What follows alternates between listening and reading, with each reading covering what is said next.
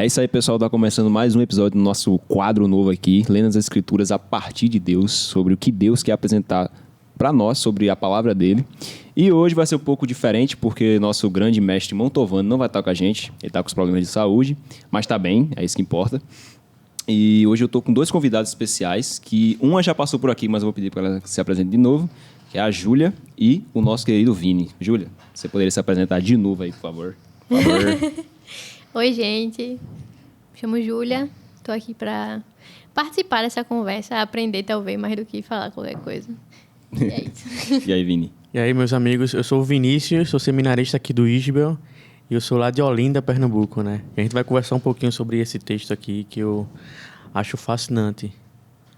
É isso aí, mano. Vê só, a proposta de hoje, a galera tá por dentro já, mas eu vou falar de novo, é não ser algo tão pesado, tá ligado? A ideia do quadro é ser algo acessível e que a gente converse, né? Não é uma aula nem nada do tipo, é realmente uma conversa, um diálogo, para que se torne até um devocional para quem está assistindo. Uhum. Então, o texto de hoje, a gente escolheu, foi Filipenses, capítulo 2, que é nada mais, nada menos que o hino cristológico que Paulo traz para a gente, da igreja primitiva, sobre a humildade que Jesus ensina através dessa passagem aqui, sobre a sua humilhação e sua morte em cruz, e também sua glorificação. E aí, vamos dar uma lida nesses textos. Então, ia pedir para a Júlia... Tá com ele aberto aí, Júlia? Tô. Dá uma lida aí. Aí a gente começa do... Pode começar do versículo 1. A gente vai até o 5, por enquanto. Do 1 ao 5? Uhum. Beleza. Há alguma motivação por estar em Cristo? Há alguma consolação que vem do amor? Há alguma comunhão no Espírito? Há alguma compaixão e afeição? Então completem minha alegria concordando sinceramente uns com os outros, amando-se mutuamente e trabalhando juntos com a mesma forma de pensar e um só propósito. Não sejam egoístas, nem tentem impressionar ninguém. Sejam humildes e considerem os outros mais importantes que vocês. Não procurem apenas os próprios interesses, mas preocupem-se também com os interesses alheios. Tenham a mesma atitude demonstrada por Cristo Jesus. É isso aí. Bom, para começar, como é um diálogo, eu queria só pontuar uma parte aqui bem interessante, e aí vocês podem falar também, fique bem à vontade, de verdade, que é o seguinte: o ponto que Paulo fala aqui, ele está falando sobre a questão da humildade, de manter humildade. E ele cita logo essa parte que é um desafio real, não só para o crente, mas para todo ser humano, que é totalmente de contra a lógica desse mundo e a nossa lógica pessoal, do nosso ego inflado e tudo mais, que é cada um considere os outros superiores a si mesmo.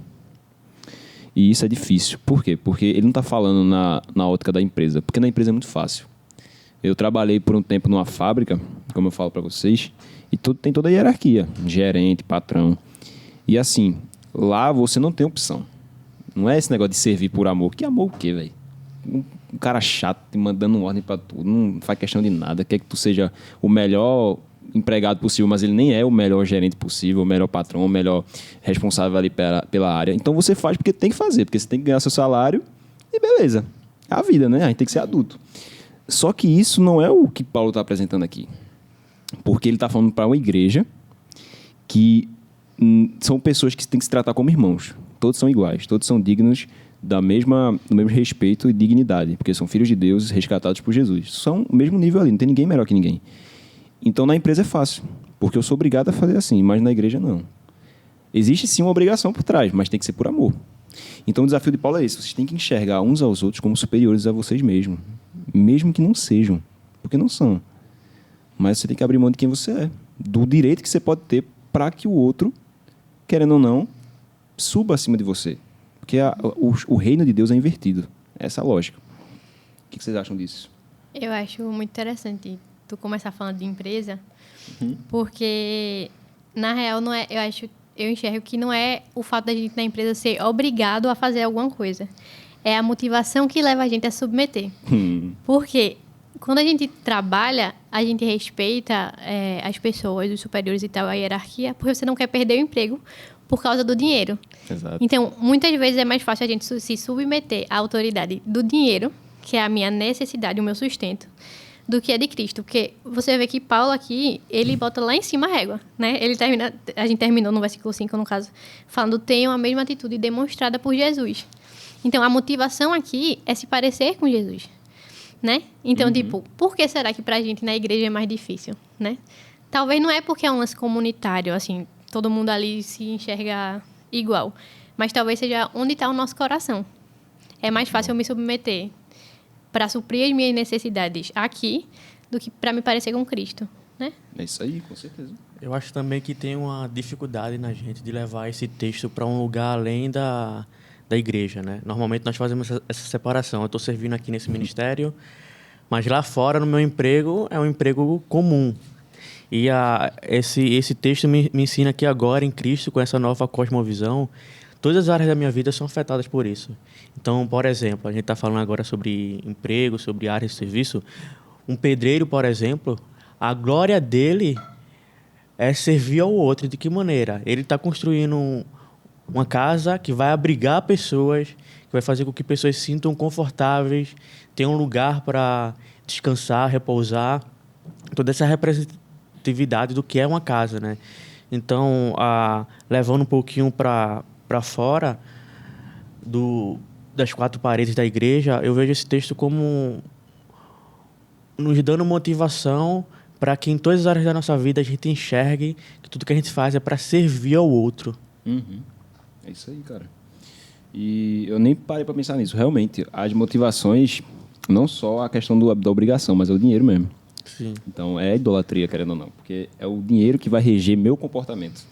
Não o Cristo que a quem eu sirvo. Foi um ponto muito bom. Eu nem ia parar para pensar nisso. Eu acho que de algumas formas, esse texto ele trata sobre idolatria, né? Quando a gente fala de submissão, a gente está falando muitas vezes de idolatria, assim, de a quem eu me submeto. Porque a quem eu me submeto pode ser um ídolo para mim. Porque quando fala sobre a gente tratar o outro como alguém superior, é eu matar o meu eu como ídolo, né? Porque Sim. a gente tem muita necessidade de estar certo. A gente tem muita necessidade da minha ideia ser a certa. E, tipo assim, que não é uma coisa de agora. A gente vê Paulo falando aqui naquela época. Eu acho que hoje em dia a gente vê isso muito palpável, assim, na internet. É um bagulho muito absurdo. O tanto que as pessoas lutam pela ideia delas como, tipo, a ideia certa, né? É a minha opinião, e essa é a minha opinião, tá certa, e você tá errado, e você deve ser cancelado, porque a sua opinião é diferente da minha. E aí, a gente viver assim, enxergar um mundo assim, e ser igreja nesse mundo, acho que é algo que a gente precisa entender. Abrir mão de estar certo, muitas vezes, no sentido do meu ego, né? É isso aí, com certeza. E ele fala, antes de afirmar sobre isso, né, a ideia de que se considerar inferior aos outros, ele usa o argumento de que não faça isso por vanglória, né, e isso na SF. Na NVI ele vai dizer por vaidade. Porque também acontece isso, tá ligado? Às vezes, a gente vê pessoas que... A gente faz isso, a gente se submete aos outros, como está dizendo aqui no texto, só que por motivação errada. Então, a gente está fazendo isso, mas pensando em algo que vai ganhar. Eu vou me submeter a esse pastor porque eu quero me tornar pastor também, porque eu quero pregar no domingo, que eu quero ganhar a oportunidade de ensinar, de ter um grupo, pá. Não é a motivação correta. E é difícil porque isso é sondar o próprio coração, tá ligado? Então, Deus conhece a minha intenção, mas será que eu conheço? Será que a minha intenção é a correta? Será que eu estou fazendo isso só por vanglória e para ganhar algo em troca? Ou realmente eu estou buscando o que Cristo fez? Tá ligado? Então, é outro desafio que a gente tem que ter. Que eu vejo que é bem difícil também. É uma coisa que remete ao Éden, né? Ao sacrifício de Caim e Abel. Os dois sacrificaram, mas a gente vê que existe uma diferença em como eles apresentaram no sentido da oferta ser eles diante de Deus, né? Verdade. Deus olha primeiro a pessoa de Montalvão, né? E mesmo não estando aqui, ele está presente. E esse foi o primeiro versículo que a gente pode debater. E já falou muita coisa, né? Você vê como é importante a gente parar para pensar bastante no que a gente está lendo, porque às vezes a gente lê muito correndo, né? No dia a dia. E também é comum também, mas é bom a gente focar em, tipo, sondar, mergulhar no texto, que é o que o Montalvão ensina pra gente toda vez. Porque só uma aula do Montalvão, se deixar um versículo só, filho. É verdade. Ele se debruça mesmo. E aí, seguindo adiante, Júlia, tu parou no 5, não foi? De foi. Sorte que haja em vós o mesmo sentimento que houve também em Cristo Jesus. E aí, Vini, continua do 6, mano. Até o 8. Embora sendo Deus, não considerou que ser igual a Deus fosse algo a que devesse se apegar. Em vez disso, esvaziou a si mesmo, assumiu a posição de escravo e nasceu como ser humano, quando veio em forma humana. Humilhou-se e foi obediente até a morte, e morte de cruz. É isso aí. Esse texto, eu acho que é muito importante em relação à centralidade do que Paulo está falando, porque ele usa o exemplo de Jesus. Ele faz muito isso. Quando ele vai dar exemplos, ele cita ou o Antigo Testamento ou o exemplo do próprio Cristo. E é isso que ele faz aqui. Então ele vai basear seu argumento de humildade cristã no exemplo do próprio Senhor. O Senhor foi humilde. O Senhor foi servo. E é por isso que eu tenho que ser servo. Não é para ganhar algo, mas é porque o meu Senhor é. E eu tenho que ser igual ao meu Senhor. A ideia de parecer-se com Cristo. Ser transformado à imagem do Filho de Deus. E aí, galera, eu acho que a gente pode se aprofundar bastante nessa ideia, porque isso é base para nosso ministério. Porque o pastor, do jeito certo, ele é o maior servo da igreja. Ele tem que ser o maior servo. Porque o reino é invertido. A lógica do reino é totalmente invertida. Vocês concordam comigo? Sim, eu acho que esse texto tem uma importância teológica bem rica, né? Porque aqui é considerado um hino cristológico. Uhum. Então isso me mostra que naquela época as pessoas já entendiam que Jesus era Deus. Não foi uma construção teológica futura, como fala em algumas áreas que a gente considera herege, né? Jesus Cristo era Deus. É Deus. Então, se Cristo, sendo Deus, se esvaziou e serviu ao próximo, quem dirá eu? Então, saber essa posição de que a igreja já considerava Cristo sendo Deus e que ela seguiu o exemplo dele é muito importante para que eu continue seguindo esse caminho, né? De que agora eu me esvazio porque o meu Deus se esvaziou por mim e por outros, né? Então agora eu sirvo a outros porque o meu Deus serviu a outros, né? É isso aí. E aí, Júlia? E eu enxergo essa parte, assim, como uma passagem, é muito chocante. Acho que o cristianismo, de forma geral, quando a gente olha de uma forma humana, é muito chocante. Você enxergar um Deus, né, que se esvazia de si e assumiu a posição de escravo. É a palavra que ele usa aqui na versão que eu estou lendo do NVT. Não sei como está na de vocês. Mas Deus assumir a posição de escravo ou de servo, né, e nasceu como ser humano. Humilhou-se e foi obediente. E você vê que muitas vezes a gente acha um absurdo a ideia de ser humilhado, de ser diminuído de alguma maneira em nome desse Deus, né? A gente muitas vezes rejeita essa ideia de alguma forma se diminuir em prol do outro. E às vezes por coisas tão pequenas, né? Geralmente por ego nosso mesmo, assim. Então, volta para aquilo do meu ego ser o meu Deus, né? De eu ser o meu Deus. E é muito interessante isso, que quando ele está falando lá em cima, não sejam egoístas, né? Nem tentem impressionar ninguém e tal. E aí aqui ele coloca a luz do próprio Cristo, né? Mostrando que, tipo assim, é possível. Se Deus, sendo Deus, fez isso, quem são vocês para não fazerem, né? Não existe a gente ser cristão sem seguir uma imagem de Cristo. Né? É isso que o nome cristão propõe, né? Que a gente seja como ele foi. Exato. Então, ele não está ali dando apenas conselhos, tipo assim, seja bonzinho, seja agradável com as pessoas, né? Seja gente boa. Não. Ele está falando de ser como Cristo no mais profundo do nosso ser mesmo, assim. Do nosso coração prostrado, né? Diante de Deus. Isso aí. Antes de eu vir para a aula, parece que pequenas coincidências acontecem, que na verdade não são coincidências. Para aula, eu falei aula, não foi? Foi. O podcast. O costume.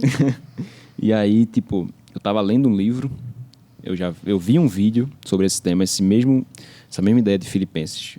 Apareceu para mim num livro de Teologia Bíblica do Goldingay, eu acho que é o nome do autor, e um vídeo no YouTube que eu assisti do Guilherme Nunes, que é um outro grande mestre, assim, no Brasil, sobre o grego, né, o grego koiné, que é a língua original do Novo Testamento. E ele fala sobre essa ideia do hino cristológico, que, na verdade, a proposta que ele traz é de Balkman, né, Richard Balkman, que é o teólogo. Ele usa a ideia de um Deus que é revelado na cruz. O Deus de Israel é revelado na cruz de Cristo. Em que sentido? Ele vai dizer que Na tradução, por exemplo, da NVI aqui está dizendo que, embora sendo Deus, ele vai argumentar que a tradução não está tão adequada. E aí a ACF vai dizer que, sendo em forma de Deus, não teve por usurpação ser igual a Deus.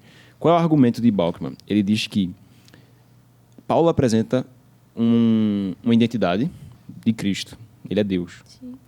Com a identidade, ele traz o direito que ele tem, que é o direito divino, de glória, de ser servido, de honra. Só que, logo em seguida que ele traz a identidade de Cristo, seu direito, ele fala que ele abriu mão desse direito. Sendo igual a Deus, ele não considerou ser igual a Deus. E aí, logo em seguida, ele traz uma ação mediante a isso. Ele se esvazia. Qual é o argumento de Balkman? Ele vai afirmar que a identidade de servo, de um Deus que está disposto a servir e se humilhar, faz parte da identidade do Deus de Israel. E Yahvé não fez algo contrário à sua natureza. E qual é o argumento que ele traz também? Ele alia.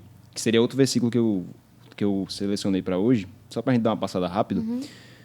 É o próprio Paulo. Ele usa a mesma estrutura para se referir a ele. Ele fala assim, ó, porque, como bem sabeis, nunca usamos de palavras lisonjeiras, nem houve um pretexto de avareza. Deus é testemunha. E não buscamos glória dos homens, nem de vós, nem de outros, ainda que podíamos, como apóstolos de Cristo, ser-vos pesados. Ou seja, ele está dizendo, nós tínhamos o direito, como apóstolo, de exigir de vocês isso aqui. Uma ajuda financeira, vocês, sei lá, um exemplo assim, ceder uma casa pra gente, né, dar uma comida massa pra gente, trazendo pro dia de hoje, pagar uma estadia no hotel pra gente, só que nós não abrimos mão do nosso direito, a gente abriu mão desse direito, para não ser um peso. Só que o fato dele abrir mão do direito não é algo que vai de contra a identidade de apóstolo. Ser bom, ser bondoso e ser humilde. Isso não é contra a identidade dele. Aí Paulo vai fazer isso com o próprio Cristo. Ele vai dizer, o fato dele abrir mão de sua divindade não é algo que vai de contra a identidade dele. O Deus de Israel, Yahvé, é um Deus que intervém, é um Deus que serve e é um Deus que está disposto a morrer pelos pecadores, buscá-los. Então, a cruz é a revelação do Deus de Israel. Ele mostra quem ele é. Eu sou assim. Alá, ele pode ser um Deus que exige adoração. Yahvé é o Deus que desce do trono, se humilha, se esvazia, morre na cruz e ressuscita para trazer pecadores para si. Talvez algum Deus que a pessoa crê, alguém que está assistindo, seja um Deus que pesa suas boas ações, suas más ações e vê como é que está pendendo para qual lado. Yahvé carrega sobre si as nossas transgressões. Então, outra comparação boa não é o cordeiro que tira o pecado do mundo, é o cordeiro que carrega o pecado. Então, o livro traz isso, né? O comentário do Goldingay, ele traz que existe um preço para Deus se relacionar conosco, porque houve uma quebra de relacionamento no pecado, no Éden, e existe um preço a ser pago, mas Ele mesmo vai pagar, Ele mesmo pagou, para mostrar esse grande amor que Ele tem. É um Deus que serve, é um Deus que busca, né? Então, Lewis, que é um cara que eu admiro muito, ele fala isso. Eu fui o convertido mais relutante em toda a Inglaterra. Eu não queria Deus. Foi Ele que me perseguiu até o momento que eu tive que me render. Ele foi me cercando, me buscando até que eu não tive outra opção a não ser me render. Então, essa é a identidade de Jesus Cristo. Ele se revela como Deus cruciforme. Faz parte da identidade do Deus de Israel a cruz. Não é algo estranho a Deus. O fato dele morrer, o fato dele se entregar como Jesus, não é estranho a identidade dele. É quem ele é. Um Deus que ama, um Deus que busca, um Deus que serve. E é muito bom isso. Se você quiser se aprofundar bem nisso, era bom você ter feito a aula do Adriano do NT1, porque ele falou bastante sobre a crucificação nesse tema aí. Na próxima oportunidade, mas vai ter NT2. E é isso, galera. Eu acho que nesse versículo aqui é muito poderoso isso. Porque se o meu Deus é assim, eu não posso ser diferente disso, velho. Então, às vezes a gente não quer se humilhar, às vezes a gente quer pagar de...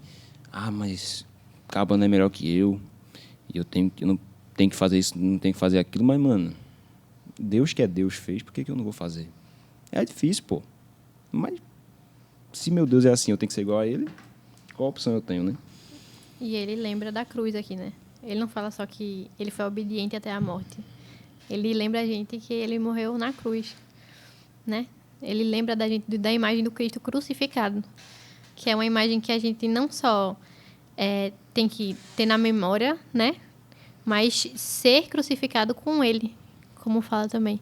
Então, chama a gente para o sacrifício mesmo, né? Ele está dizendo que é como se ele estivesse dizendo que ele sabe que não é fácil, porque não é fácil a gente agir assim. Não é fácil eu ter o meu interesse e priorizar, por exemplo, de Vinícius, né? E a igreja ela é feita de gente muito diferente, a gente é diferente, a gente vai ter opiniões diferentes, vai ter crenças diferentes dentro da mesma igreja. E aí eu parar para ouvir o outro, ou deixar o outro tomar alguma decisão que eu não concorde, às vezes pra gente é tão dolorido, né? Mas por que é dolorido? Porque eu acho que eu tô certa e que a minha opinião é melhor do que a dele, que aquilo que eu creio é melhor que o que ele crê. Mas ele chama a gente dizendo assim, a cruz é um sacrifício e a vida com Cristo muitas vezes também é esse sacrifício. E é o sacrifício do meu eu, né? É esse eu crucificado. É essa natureza que deseja o que eu quero, o meu interesse sendo crucificado aqui. Então, não é algo que ele diz pra gente fazer sabendo que é uma coisa fácil, porque não é fácil, né? Ele não vai mentir dizer que é fácil aqui, a gente se submeter uns aos outros, né? E ele não fala só se submeter, ele manda a gente fazer com alegria. Eu acho muito interessante isso, que durante todo o capítulo ele vai falando sobre alegria, fazer com alegria, né? Então, tipo, como a gente faz. Então, ele fala sobre com alegria, fala com sinceridade, amando-se, trabalhando juntos.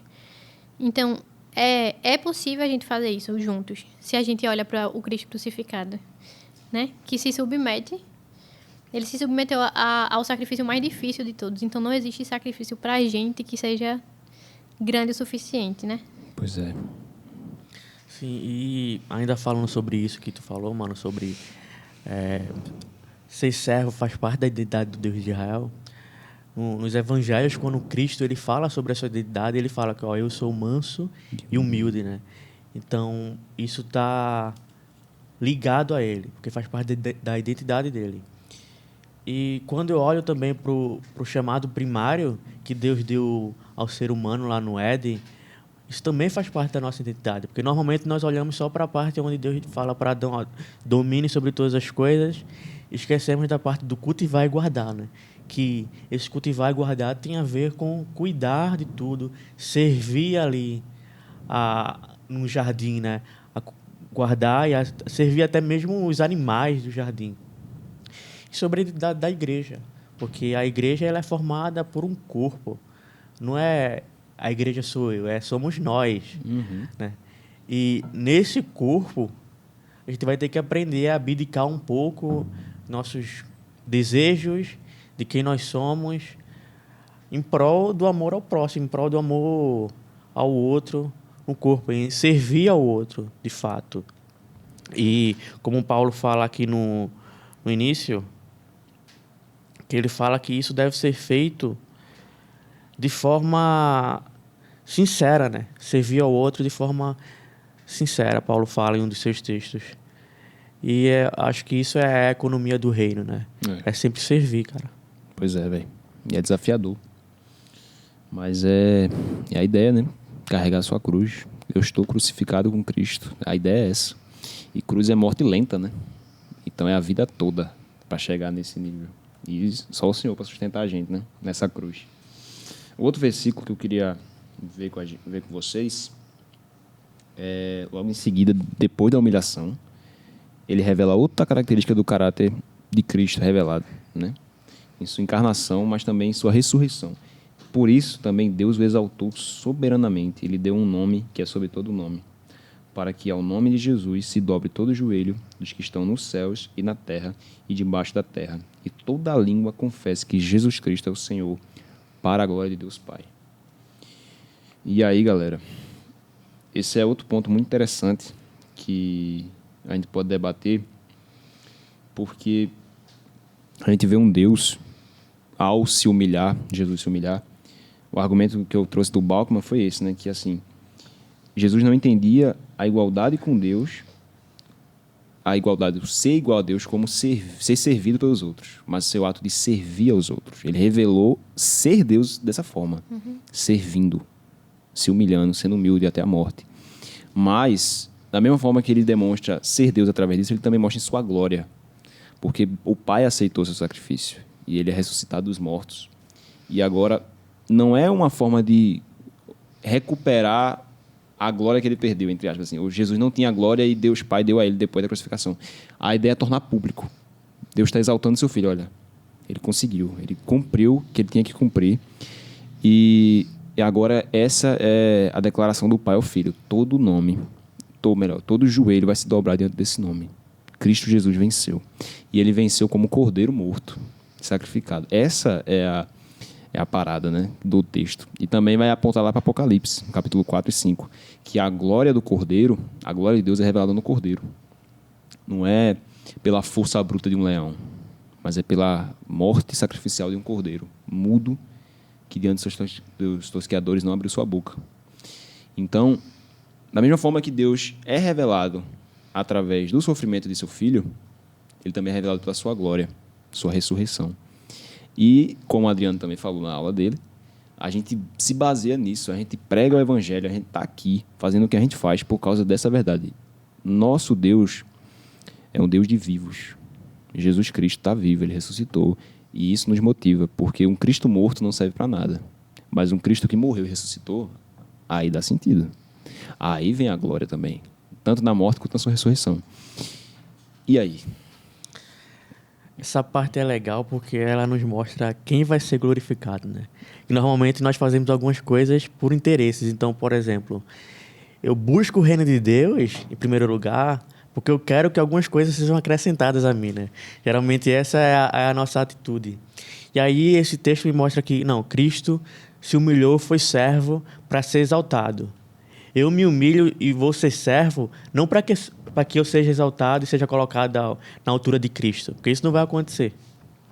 Então eu sou servo para que Cristo seja exaltado ainda mais, né? E isso me mostra que esse texto me ensina não só a humildade de servir ao outro, mas em ser humilde na intenção do porquê eu sirvo ao outro, né? Então não é por interesses próprios, mas é sempre para que Cristo seja exaltado, né? Essa é a percepção que eu tenho dessa parte, que ela coloca um foco novamente ao porquê da nossa missão. É isso aí. Faz a gente lembrar de um Cristo... A gente falou sobre a morte, né? Mas um Cristo que não parou ali. Logo em seguida, ele fala sobre a ressurreição, que é a nossa esperança, né? É essa nova vida em Cristo que nos traz esperança. Então, é por isso que a gente hoje pode ser diferente. É por isso que hoje a gente consegue imitar a Cristo. Porque ele não está morto, ele ressuscitou para que a gente tivesse essa vida, né? E que, como o Vini falou, esse é o propósito, né? O propósito da gente fazer isso não é eu ser que as pessoas me enxerguem como uma boa pessoa, ou me enxerguem de alguma forma, ou alcançar um lugar de honra, né? Como, eu não sei se falavam isso na igreja de vocês, mas eu cresci ouvindo muito isso assim, uma pedrinha na coroa, né? A gente falava não, eu ouvi muito isso na vida, assim, de que quando a gente faz as coisas para Deus, a gente ganha pedras na coroa, né? Ou quando a gente ganha almas, tem essa expressão, né? A gente ganhar almas como se a gente tivesse algum poder. Mas aí, ele fecha essa parte, né? Ele encerra esse pedaço do texto, concluindo o que ele falou lá no começo, quando ele diz que a gente tem que trabalhar junto com a mesma forma de pensar e um só propósito. Acho que, às vezes, o que faz a gente se dispersar, muitas vezes, como igreja, é que talvez a gente tenha propósitos diferentes, no sentido de ser igreja mesmo, sabe? Eu acho que é uma coisa que a gente precisa pensar. Qual é o propósito da gente estar sendo igreja, né? Se eu estou aqui limpando o chão da minha igreja, se eu estou lavando o chão da minha igreja, ou se eu estou pregando num púlpito, qual é o propósito disso? É o mesmo propósito, né? Não existe diferença. Como a gente falou também, se eu sou um pedreiro que está construindo uma casa, se eu sou uma enfermeira que está cuidando de alguém, qual é o propósito nisso? E aí ele fala lá embaixo que o propósito, né, é para que o nome de Jesus, ao nome de Jesus, todo joelho se dobre, nos céus, na terra, debaixo da terra, e toda língua declare que Jesus é o Senhor, para a glória de Deus, o Pai. Então, em tudo que a gente faz, é possível ter o mesmo propósito. Porque o meu propósito não está no meu interesse, nem no meu ideal, nem no interesse, no ideal do meu irmão. O meu propósito é fazer com que Cristo seja glorificado, né? Que o nome dele seja conhecido naquilo que eu fizer. Então, se eu me submeto a alguém, se eu escolho me calar diante de alguma coisa ou priorizar o interesse do meu irmão em detrimento do meu, eu estou fazendo Jesus conhecido. Então, vale a pena, né? A gente pode achar que não vale a pena quando eu estou no propósito errado. Eu estou enxergando o propósito errado. Se eu quero que as pessoas me vejam, nunca vai ser válido eu me submeter. Se eu quero que as pessoas me enxerguem como uma pessoa inteligente, nunca vai ser legal para mim que o outro esteja certo e eu esteja errada na minha ideia, né? Mas quando eu enxergo Cristo sendo glorificado, então vale a pena. É isso aí. Tudo que eu fizer em nome disso, com o meu coração nisso, vale a pena. Né? A minha glória tem que ser o Senhor, né? Isso. Porque esse negócio aí, né, de uma pedrinha na coroa, mal sabe a galera que a coroa já está completa, né? Em Cristo. O ponto é esse, já está completa, pai. A ideia é eu trazer mais pessoas para receber essa coroa que eu já recebi. O foco não é eu, não é o meu galardão. A galera interpreta muito errado galardão. A ideia é se realmente olhar para pessoas, é entender isso. E isso pode ser um desafio até para líder de grupo. Na ideia de buscar para si as pessoas não para realmente alcançar almas, pessoas perdidas, pessoas que têm histórias e testemunhos próprios. Mas é a ideia de eu ganhar status. Eu sou o líder que mais tem pessoas no meu grupo, eu sou o líder que mais multiplicou, eu sou o líder que... Isso para Deus, cara, não vale muita coisa não, velho. Deus está pouco se lixando para isso. Ele quer saber se aquelas pessoas que você tem no seu grupo estão realmente sendo pastoreadas, se estão ouvindo o evangelho de Cristo e se é Cristo que está sendo o centro. Porque se é você, meu amigo, pode ser grupo de qualquer coisa, mas de Deus não é não, velho. Porque isso não só em grupo, em realidade de igreja, velho. A gente vê muito isso. Tá tudo invertido. Um reino que era para ser invertido, está invertido ao contrário. Tá tudo assim, tá louco. Porque a gente vê pastores que deveriam ser os servos da igreja, que estão querendo se tornar reis. Né? O pastor Sandro falou isso com a gente hoje, trocando ideia na biblioteca. Que a galera está criando castelos, sistemas, não um reino, não a igreja. Porque a proposta é ser igual a Cristo em tudo. E isso é um ponto importante. O rei dos reis se fez servo. Só que a gente não quer se fazer servo. Porque é difícil, pô. É difícil você ceder a opinião de outro. É difícil você abrir mão de uma ideia que você acha que é a certa para ouvir outro. Porque nem sempre a sua tá certa, cara. E mesmo que esteja, você nem ouviu a do outro. Talvez ele esteja confuso, você pode ajudar. Talvez você também possa estar confuso e ele vai melhorar. Mas ceder a outro, nossas ideias, nossas vontades, é difícil. É difícil. Mas é o exemplo do nosso Senhor, cara. Mas não tira a dificuldade. Isso aí a gente tem que assumir para si. Porque o que eu estou falando é para mim também. Então, o ponto é esse. A minha glória, aquilo que eu almejo não pode ser o status, não pode ser o dinheiro, nem a influência que eu vou ter, como as pessoas vão me ver. A minha glória tem que ser o meu Senhor. É quando eu estou em casa sozinho, é quando eu estou conversando com a pessoa, aconselhando a pessoa sem ninguém estar vendo, é só eu e ela e Deus. É nessas pequenas atitudes que você está buscando a Deus também. Não é somente no púlpito, não é somente em evidência. E é isso. Né? Jesus, ele não é o Deus que veio para ser visto como Deus está encarnado. Ninguém reconheceu ele, velho. Ele era mais um Galileu ali no meio de todo mundo. Ninguém sabia quem ele era. Né? Ele chegando no batismo, para os outros era qualquer um. João Batista que teve que dizer, isso aí é o Cordeiro. Porque ninguém ia reconhecer, não. Só que a gente quer ser reconhecido, a gente quer vanglória, a gente quer que as pessoas olhem pra gente e vejam o cara ou a mulher de Deus. Sendo que o chamado de Cristo é outro, né, velho? Mas não deixa de ser difícil. Todo reino só tem um rei, né? Acho que às vezes a gente esquece disso. Só tem um rei. E se ele é rei, a gente é servo. Todo mundo é servo igual. E é muito legal o que tu falou. Tipo assim, a gente tá falando, mas é pra gente também. Porque às vezes quando a gente fala da Bíblia, parece que a gente se coloca num lugar de... Tipo assim, eu sei o que eu tô falando aqui, eu sei que a gente tem que se submeter, mas não significa que é fácil, né? É por isso que eu disse, gente, quando eu falei que não é uma coisa fácil, é porque eu, naturalmente, né, assim, cresci sendo uma pessoa que eu tinha muita dificuldade em me calar diante de qualquer coisa. Minha mãe que o diga, mãe é guerreira. Mas eu lembro de, quando eu li Extraordinário, o livro... que tem um filme até, vocês sabem qual é, né? Uhum. Que ele tem uma frase que fala, quando tiver que escolher entre estar certo e ser gentil, escolha sempre ser gentil. Quando eu li isso, eu era adolescente, assim, eu lembro de falar com a minha amiga que nada a ver. Isso aí eu vou abrir mão de estar certa pra ser gentil. E acho que é muito bíblica essa frase, assim. Até porque a gentileza ela é apresentada como uma virtude do Espírito, né? Do Espírito Santo. O amor, a gentileza, assim.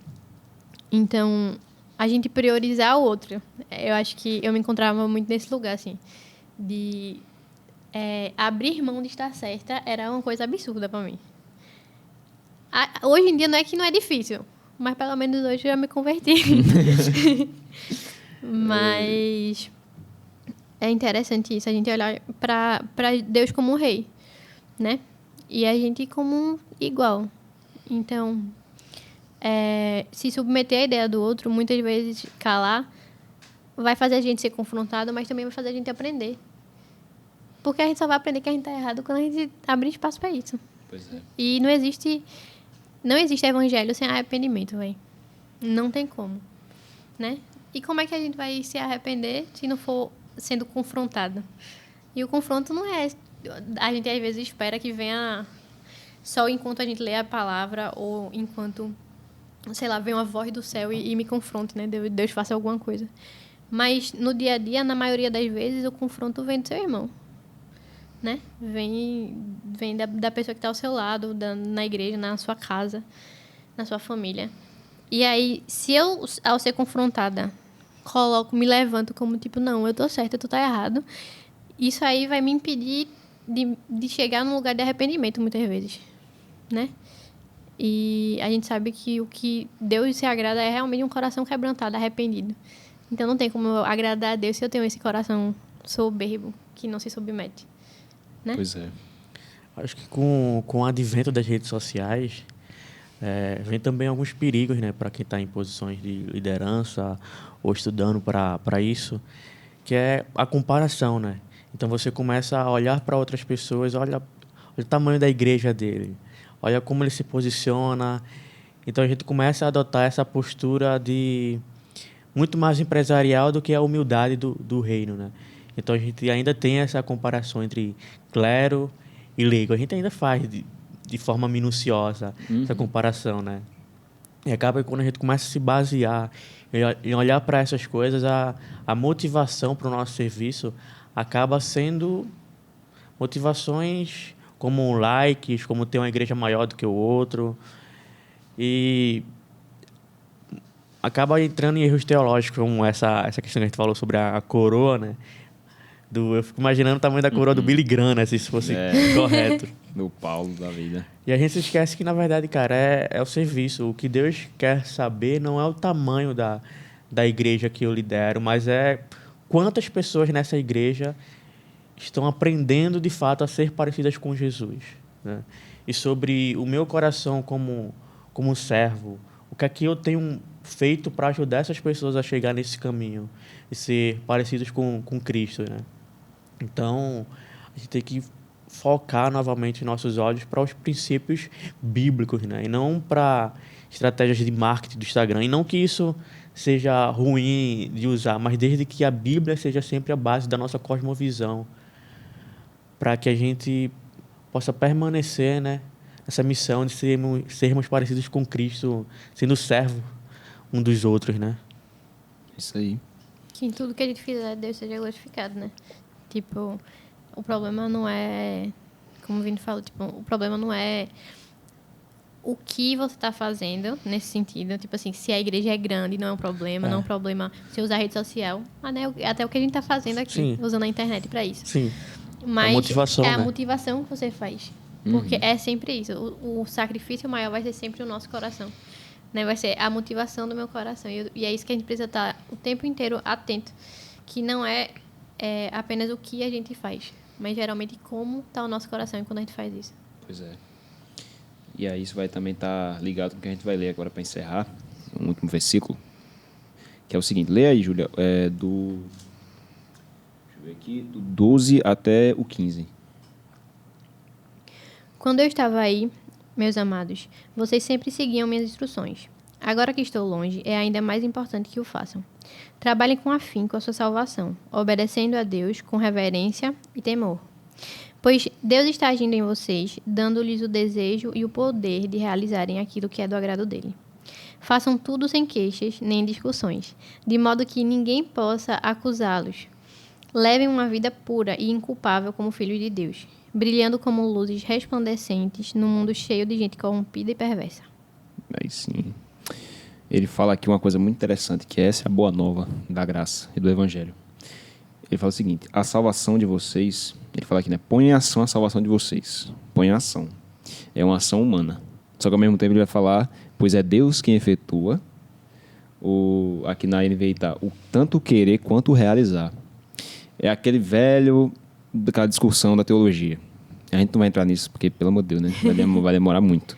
Muito mesmo. 5 podcasts. Mas, assim, é a ideia da responsabilidade humana sobre a soberania divina. Uhum. Deus, ele pede uma ação humana mediante a mensagem do Evangelho. Só que é Ele mesmo quem vai nos fortalecer. Então, Ele nos chama a ser iguais a Cristo. Em seu sofrimento, sua morte, sua ressurreição. Só que é Ele quem vai realizar em nós isso. Isso é um conforto. Porque, assim, quando eu não quiser, quando eu estiver fraco, quando chegar num ponto que eu não aguento mais, é aí que eu posso chegar nele. Na verdade, é o que eu deveria fazer sempre, mas a gente sempre esquece o que deve fazer, tem que voltar sempre. Essa é a vida cristã, todo dia. É voltar atrás, se arrepender todo dia, todo dia, todo dia. Mas é isso, é entender que quem vai fazer essa ação em mim é Ele. Ele vai me fazer, Ele vai me transformar, Ele vai me mostrar como eu devo agir. E isso não tira a minha responsabilidade, mas tira o peso. Isso. É Ele quem vai me transformar. Então, é esse Cristo que se humilhou, que vai me ensinar a ser igual a Ele.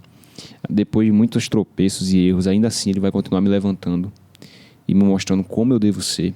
E é difícil, tanto dentro de casa, com a família. Principalmente dentro de casa, com a família. É muito fácil você ser legal com um cara que você não gosta na igreja. Porque às vezes a gente não gosta de uma pessoa porque aconteceu alguma treta, mas aí consegue ainda resolver. Mas em casa, quando é diário, quando o tropeço é diário, quando aquela coisinha boba que tira a paciência dos dois. Quando você vê a pessoa por todos os lados, né? Não tá só se apresentando numa face ali. Você conhece todas as faces. É difícil, ou não é? É. Porque, velho, teologia na prática é isso, cara. A gente pensa que teologia na prática é viajar com Paulo, é ir para naufrágio, ser picado por serpente e ser curado, mas teologia prática mesmo é o miojo no final da noite, quando não tem nada para comer. É aquela discussão boba porque não sabe para onde vai, não sabe para onde vai sair hoje, que filme vai assistir. Teologia se faz assim, velho. É abrindo mão desses pequenos momentos, tanto em casa, quanto na igreja, quanto no trabalho, que é aí que se faz teologia. Vai ter momentos que vai ser decisões difíceis, decisões ruins, decisões grandes, que vão afetar muito a vida de cada um, mas na maioria das vezes são pequenas ações. Tanto que uma frase que eu ouvi essa semana: grandes quedas não surgem do nada. Ninguém acorda viciado. Grandes quedas vêm depois de 100 decisões ruins. Pequenas decisões ruins. E o amor, decisões que você vai ver que, essa decisão é o que Deus quer de mim, vai vir depois de pequenas decisões no dia a dia. Quando eu escolho dar um bom dia para a pessoa que eu não gosto, quando eu escolho pedir perdão por uma frase que eu falei no dia anterior, eu não pedi perdão no momento. É isso, cara. É isso que é se humilhar. É dizer, velho, eu sou um lixo mesmo. Mas eu creio em um Jesus que vai me sustentar. A cruz é o que eu preciso. Estar aos pés da cruz. É aquele velho hino que a gente canta, né? Que é meu, somente meu, todo o trabalho. O teu trabalho não é só meu filho, é descansar. É descansar nesse Cristo. Isso é uma palavra de esperança, né? Eu acho muito bom isso.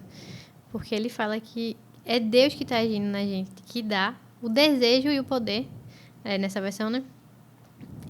No sentido de abrir uma porta que antes não estava aberta.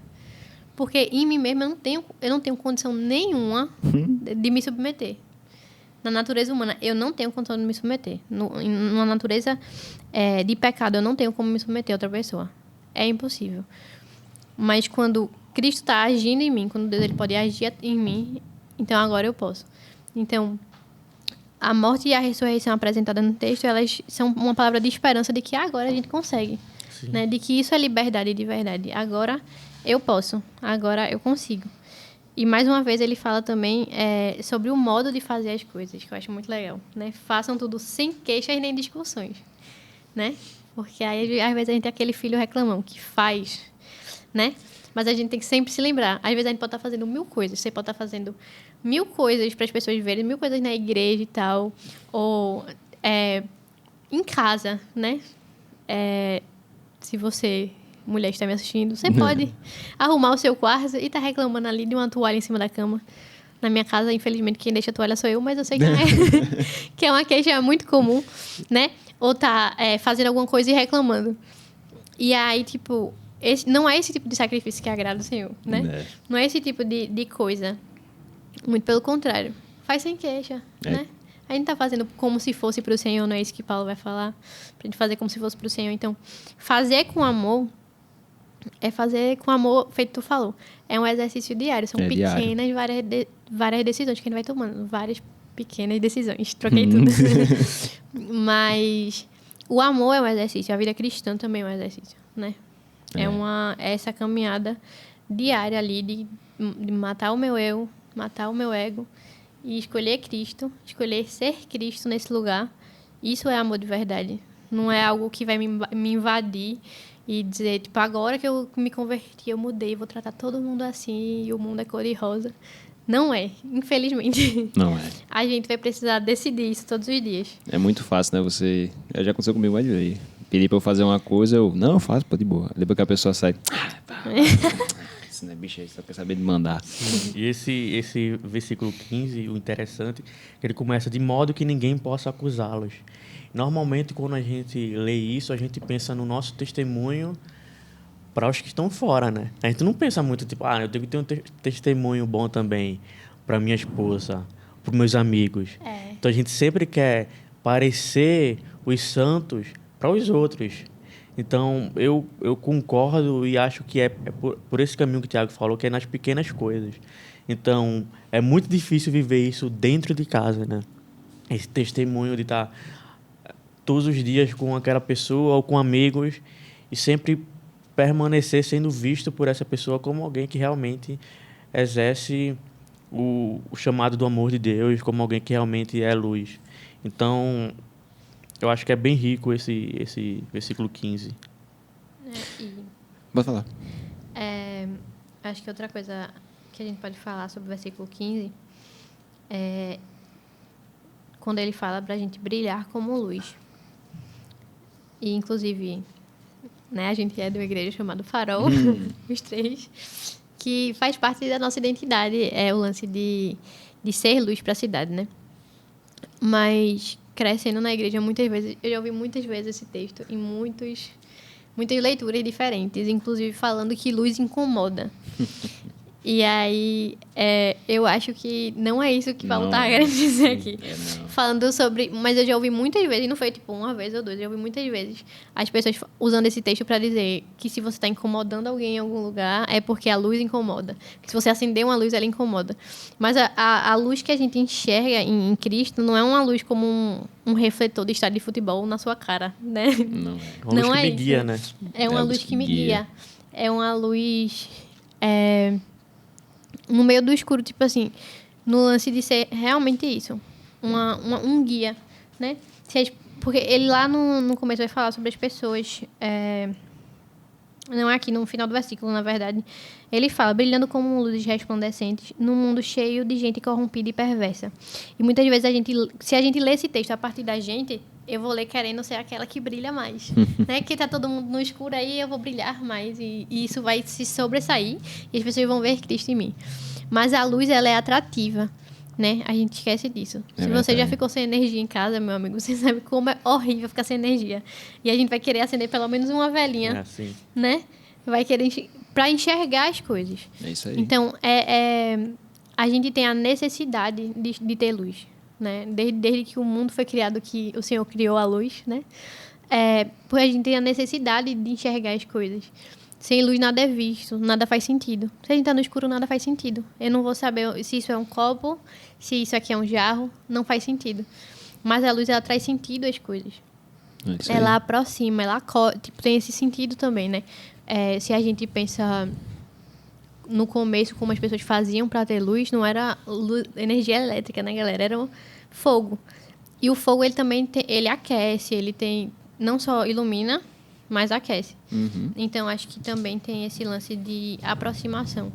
Então, o caráter de Cristo mostrando a luz é esse caráter de revelar algo, de aproximar, né? E de mostrar a verdade, É isso aí. o caminho. Como diria Lewis, eu acredito no cristianismo não assim como eu acredito no sol. Não porque eu vejo, mas porque ele ilumina tudo ao meu redor. Eu posso ver tudo ao meu redor. E essa é a ideia de ser luz, é trazer a verdade para o mundo.